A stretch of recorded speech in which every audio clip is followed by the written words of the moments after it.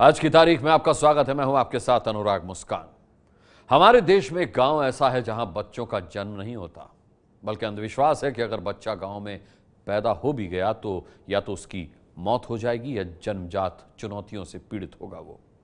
आप इस पर विश्वास नहीं कर रहे होंगे, पर यह 400 सालों से चला आ रहा सच है।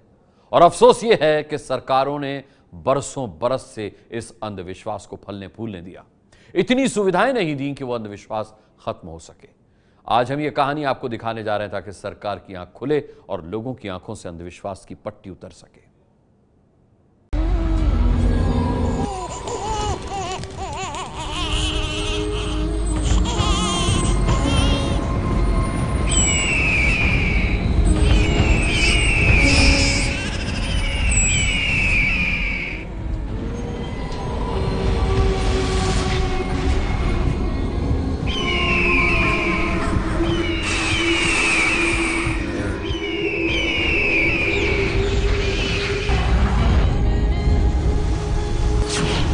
देश के दिल मध्य प्रदेश का एक गांव,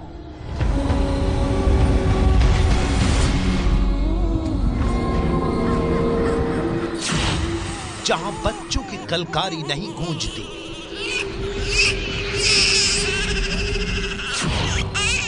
जहां जन्म के तुरंत बाद बच्चे के रोने की आवाज नहीं आ सकती।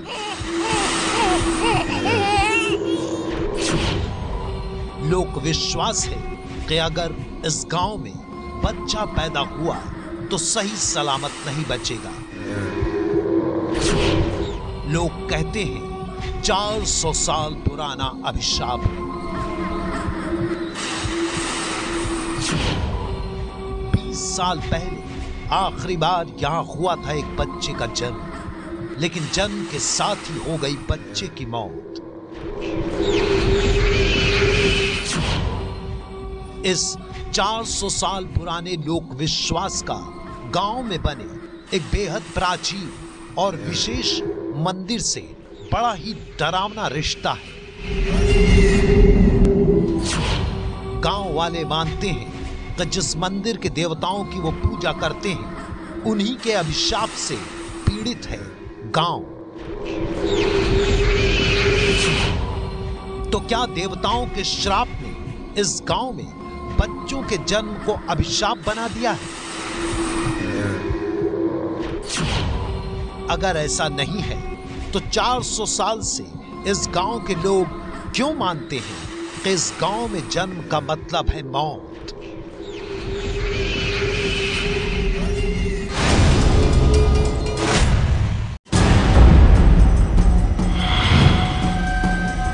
भोपाल से 80 किलोमीटर दूर राजगढ़ जिले का सांका श्याम जी गांव। इस गांव में सन्नाटा पसरा है। छोटे छोटे बच्चे खेलते नजर आते हैं। जब गांव में किसी बच्चे का जन्म नहीं करवाते तो ये बच्चे कहां पैदा होते? क्या इन सभी बच्चों का जन्म गांव से बाहर हुआ? इन सवालों का जवाब जानने के लिए जब हम थोड़ा आगे बढ़े तो हमें गांव के ही दिव्यांग सोरम सिंह दिखे। मन में सवाल उठा, क्या गांव के अभिशाप का सोरम सिंह के दिव्यांग होने से कोई रिश्ता है? हमने सोरम सिंह से सवाल पूछ दिया। जब जन्म हुआ था आपका तो घर पे हुआ था? हाँ, घर पे। इस गांव में क्या ऐसा कुछ है क्या? हाँ, ऐसा ही है। कैसा? घर पर होती है डिलीवरी हो गया तो ऐसा 10 बच्चे खत्म हो सकते। अच्छा, तो आप और भी लोग हैं? हाँ सर, है नहीं है। यानी जो कहा सुना जाता है क्या सच है? क्या गांव में हर जन्म का यही हश्र होता है? हम थोड़ा और आगे बढ़े तो हमें घूंघट ओढ़े एक महिला मिली। अपना नाम नहीं बताया, लेकिन बात करने के लिए तैयार हो गई। अभिश्राप से इस गांव में कितनी दिक्कत होती है? दिक्कत है, हो जा रही। डिलीवरी नहीं होती गांव में? कहाँ पे होती है? अगर यहाँ होती है तो नहीं हो सकता। कुछ होता है फिर?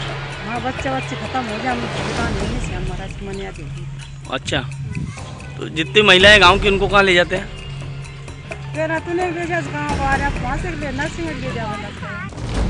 इस गांव के अंदर आखिरी बार 20 साल पहले डिलीवरी हुई थी, यानी किसी माँ ने बच्चे को जन्म दिया था, लेकिन उस बच्चे की मौत हो गई थी। गांव के बुजुर्ग से हमने उस घटना के बारे में पूछा। एक हमारे साथ एक केस ऐसा हो चुका है। गांव के एक मोतीलाल ने पहली डिलीवरी थी, उसने कही कि ये दूसरे परिवार के लोग हैं, अपन काहे को बाहर जाएं, अपन तो घर में डिलीवरी करवाएंगे, तो बच्चा खत्म होगा। गांव वाले इसे अंधविश्वास न मानकर अभिशाप मानते हैं, लेकिन अभिशाप का गांव के मंदिर से क्या रिश्ता है, ये जानना जरूरी था। हम सांका गांव में श्याम जी की छतरी पहुंचे, जो देवनारायण मंदिर के नाम से भी जाना जाता है। महाराजा श्याम सिंह की पत्नी ने 400 साल पहले इस मंदिर का निर्माण करवाया। इसे 16 खंभ भी कहा जाता है, लेकिन अब इसमें 13 खंभे बचे हैं। लोक आस्था है कि 16वीं शताब्दी में देवी देवता मंदिर का निर्माण कर रहे थे। मंदिर एक ही रात में पूरा बन जाना था।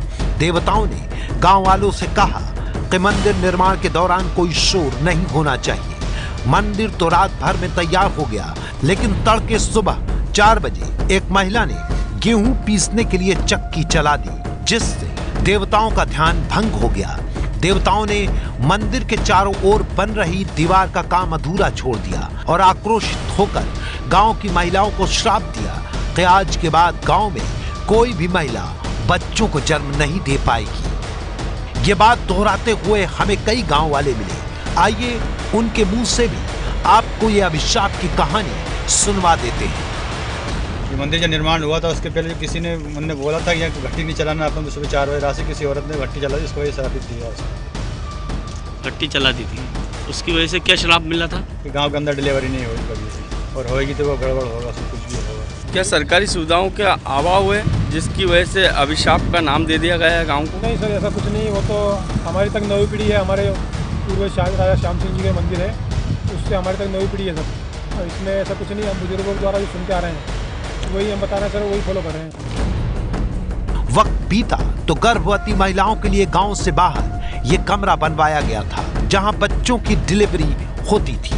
कमरे के बाहर भूसे का ढेर रखा है। गांव के ही विजेंद्र सिंह गुर्जर वहां हमें मिले तो हमने कमरे का दरवाजा खोलने के लिए कहा। भीतर की तस्वीर हैरान करने वाली थी। कमरे में भीतर भूसा भरा हुआ था और गंदगी का ढेर पड़ा था।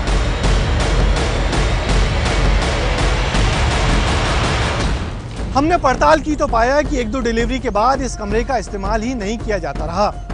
दरअसल गांव के लोग गांव की सरहद के बाहर खुले खेत में डिलीवरी करवाते हैं और ये हाल आज भी है।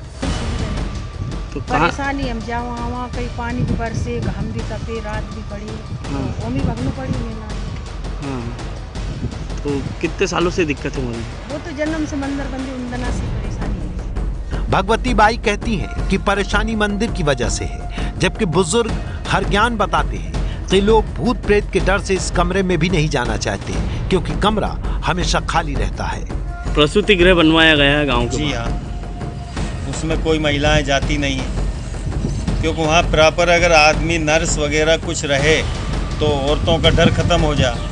अब वो डिलीवरी होने के बाद में सूना पड़ा है तो औरतों ने डरा दिया कि यहाँ भूत प्रेत है, ये है, वो है, महिलाएं जाती नहीं है। भगवती बाई बारिश के दिनों की जिस परेशानी की बात कर रही हैं उसे जरा समझिए। गांव के बीचों बीच एक नाला है जिसे पार कर अस्पताल जाना होता है। बारिश के दिनों में नाले में पानी भरे होने के चलते ये काम और भी मुश्किल भरा हो जाता है। नाले के बाद 7 किलोमीटर दूर कोटरी कला में स्वास्थ्य उप केंद्र है। यदि यहाँ भी सुविधा नहीं होती तो जन्म देने वाली महिला को नरसिंहगढ़ ले जाना पड़ता है, जो है गाँव से 18 किलोमीटर दूर। तो यही मानते हैं सर कि सरकार की कमी है। गांव का श्राप खत्म हो जाता अगर सरकार सुविधा कर देती। कैसी सुविधा? स्वास्थ्य केंद्र होता, एक आधी नर्स होती। गांव वाले मानते हैं कि अगर गांव में स्वास्थ्य सुविधा हो तो अभिशाप का यह दंश अपने आप खत्म हो जाए। हमने शिवराज सरकार में स्वास्थ्य सेवाओं को लेकर थोड़ी रिसर्च की तो पाया कि जिस राजगढ़ जिले में यह अभिशप्त गांव है, वहां 42% बच्चों को ही गंभीर बीमारियों से बचाने वाले टीके लग पाते हैं। 35% बच्चों को ही मां का दूध मिल पाता है। 62% बच्चे 5 साल तक की उम्र में कमजोर होते हैं। जबकि राज्य में स्वास्थ्य सेवाओं का हाल देखिए। 1,70,000 की औसत आबादी पर एक सरकारी अस्पताल है। 1,000 की आबादी पर एक डॉक्टर होना चाहिए, लेकिन प्रदेश में 18,466 पर एक डॉक्टर है। प्राथमिक स्वास्थ्य केंद्रों में 46% डॉक्टरों की कमी है।